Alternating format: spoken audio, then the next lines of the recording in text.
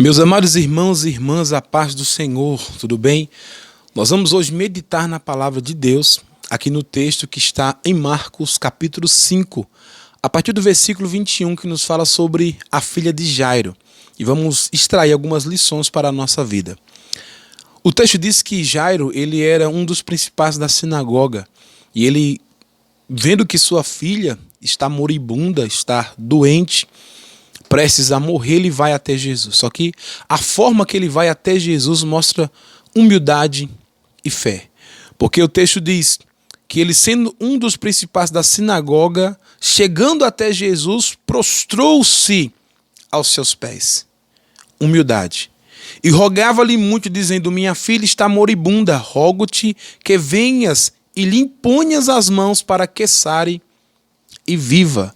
É interessante que esse homem está demonstrando humildade, porque apesar dele ser alguém importante na sociedade, ele está se prostrando diante de Jesus em reconhecimento que Jesus é maior do que qualquer outra posição que alguém possa ter na sociedade.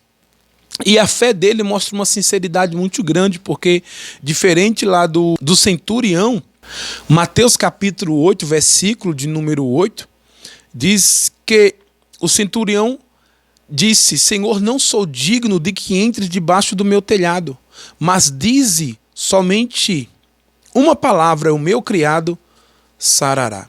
Então, Jairo, diferente do centurião, ele está pedindo para que Jesus vá até a casa dele. Mas o centurião está dizendo: dize somente uma palavra e o meu criado sarará. Jesus está atendendo a uma fé sincera de Jairo. Talvez você não tenha a mesma fé que o centurião, de apenas uma palavra crer que Jesus vai fazer o milagre. Talvez você está como Jairo, só acredita se Jesus for até a sua casa. Só que não importa, o que Jesus deseja ver é sinceridade. Lembra do pai do filho, que o filho dele era lunático, quando os discípulos não puderam expulsar aquele demônio? E Jesus vai dizer: tudo é possível ao que crê. E ele vai dizer: creu, Senhor, ajuda-me na minha incredulidade. Ele mostrou uma sinceridade ali.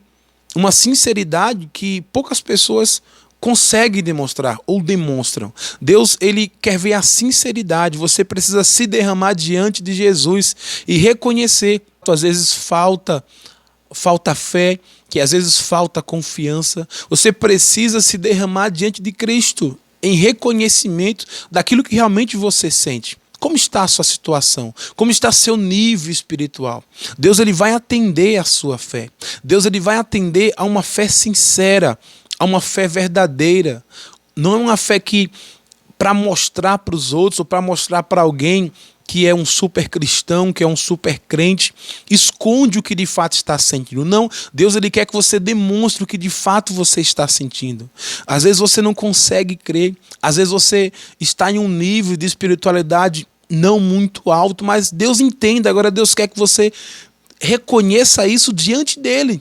Diga: Deus, eu reconheço, eu não tenho uma fé que eu deveria ter. Eu não consigo acreditar que o Senhor pode fazer aquilo, mas me ajude. Eu sei que o Senhor vai me ajudar. Jesus, ele quer responder a uma fé sincera. A uma fé sincera.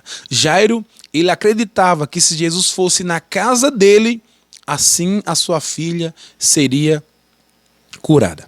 Segunda coisa, quando Jairo e Jesus estão chegando em casa, lá no versículo de número 34, diz que chegaram alguns do principal da sinagoga e disseram: a tua filha está morta, para que enfadas mais o mestre? Então no versículo 36 diz: e Jesus, tendo ouvido essas palavras, disse ao principal da sinagoga: não temas, crê somente. Para aqueles homens já era tarde demais. Jesus tinha demorado, Jairo também tinha demorado, e a filha acabara de morrer, estava morta. Só que a segunda coisa que nós temos que aprender é que nunca é tarde ou cedo demais para Jesus. Nunca é tarde ou cedo demais para Jesus.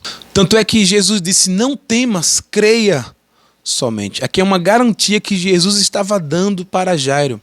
Se Jesus disse: não temas, creia somente, não importava se para algumas pessoas era tarde demais, não importava se para algumas pessoas não tinha mais jeito. Se Jesus disse não temas, apenas creia, é porque ele iria fazer alguma coisa. Talvez você está aí achando que é tarde demais para alguma situação que você está passando. Talvez até mesmo para você. Você acha que já está velho demais, já está velha demais, o teu tempo já passou. Mas sabe que para Jesus nunca é tarde demais. Ele ainda pode, diante da situação que você está, diante do tempo que você já viveu, ainda fazer uma grande obra em você e através de você. Você crê nisso? Então nunca é tarde ou cedo demais quando Jesus ele quer operar ou fazer alguma coisa. Então não tenha medo. Jesus te diz, não temas, creia somente. Quando Jesus chega, as pessoas sabem que a criança está morta, mas Jesus diz, ela não está morta, ela apenas está dormindo. A terceira coisa que eu quero que você aprenda é que você tem que olhar as coisas de maneira diferente. Você precisa olhar na visão de Deus e não numa visão humana. Aquelas testemunhas que disseram que aquela criança estava morta, eles tinham uma evidência. Realmente um defunto estava diante deles. Só que a palavra de Jesus é muito mais poderosa do que qualquer evidência. O que eles estavam olhando era um defunto, mas a palavra de Cristo tinha muito mais autoridade, muito poder do que qualquer evidência que os seus olhos humanos poderiam ver ou relatar. Escute, talvez você está olhando para algo e diante daquilo que você vê é o fim, acabou, não tem mais jeito. Mas olhe para o seu vale de ossos secos. E diante desse vale de ossos secos, na ótica de Deus, veja um grande exército se levantando para a glória de Deus. Aprenda a olhar as coisas do jeito de Deus. Na tua ótica humana não tem jeito, na ótica de Deus tem jeito. Na sua mentalidade humana não tem cura, na ótica e na mentalidade de Deus existe cura. Na mente humana é impossível, já na mente de Deus é possível. O que você vê é uma porta fechada, mas o que Deus vê é uma porta aberta. Então você entende? Aprenda a ver as coisas da maneira que Deus vê e não da maneira que o homem vê. Porque o homem está sujeito a limitações, mas Deus não. Deus é um ser ilimitado.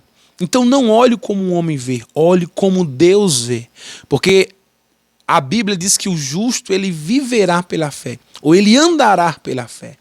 Então nós não andamos como o mundo anda, anda por vista. Nós andamos pela fé. Então quem anda pela fé, ele vê e ele espera aquilo que a ótica humana não consegue ver, nem a mente humana consegue compreender. O problema é que muitas vezes nós corremos o perigo de nossa fé estar sendo controlada pelaquilo que nós vemos. Porque se a sua fé é controlada pelaquilo que você vê, às vezes o desânimo vai chegar. Você vai se desesperar diante daquilo que você vê. A sua fé não pode ser controlada pelaquilo que você vê. A sua fé precisa ser controlada pela palavra de Deus. Então não é aquilo que os teus olhos estão vendo, é aquilo que a palavra de Deus diz. Se a palavra de Deus diz algo a meu respeito, eu vou crer naquilo que a palavra de Deus está dizendo. Embora os meus olhos não estejam vendo, eu creio porque é a palavra que está falando. Isso nós podemos levar para a parte de salvação, na questão do arrebatamento da igreja. Então são coisas que nossos olhos não conseguem ver, mas se a palavra de Deus diz que vai acontecer, é real, então eu creio. Eu creio. A humanidade toda, as pessoas podem dizer que não vai acontecer, não tem jeito, mas se a palavra de Deus diz, como você já sabe, a última palavra quem dá é Deus. Saiba que Deus ele pode mudar o curso da sua situação presente. Jesus ele ressuscitou aquela menina. As pessoas na sua ótica humana viam um defunto, mas Jesus pela sua palavra ressuscitou aquela menina. Deus ele vai mudar as circunstâncias da sua vida. Apenas creia, confie e tome posse desta palavra, porque Deus ele é fiel. Deus te abençoe e um forte abraço.